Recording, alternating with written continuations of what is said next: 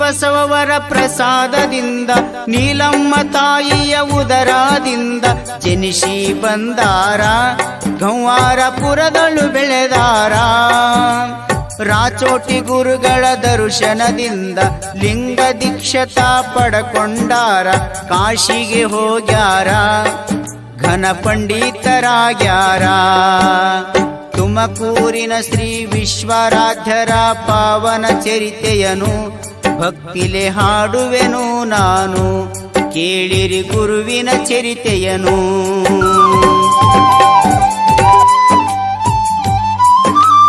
ಮಾತಾಪಿತರ ಮಾತಿಗೆ ಮಣಿದು ಹಿತದವರ ಹಿತ ನುಡಿಗಳಿಗೊಲಿದು ಮದುವೆಗೆ ಒಪ್ಪ್ಯಾರ ಸದ್ಗುರು ಮದುವೆಗೆ ಒಪ್ಪ್ಯಾರ.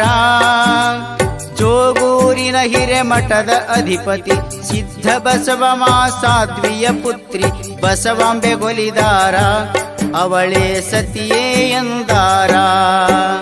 ತುಮಕೂರಿನ ಶ್ರೀ ವಿಶ್ವರಾಧ್ಯರ ಪಾವನ ಚರಿತೆಯನು ಭಕ್ತಿಲೆ ಹಾಡುವೆನು ನಾನು ಕೇಳಿರಿ ಗುರುವಿನ ಚರಿತೆಯನು.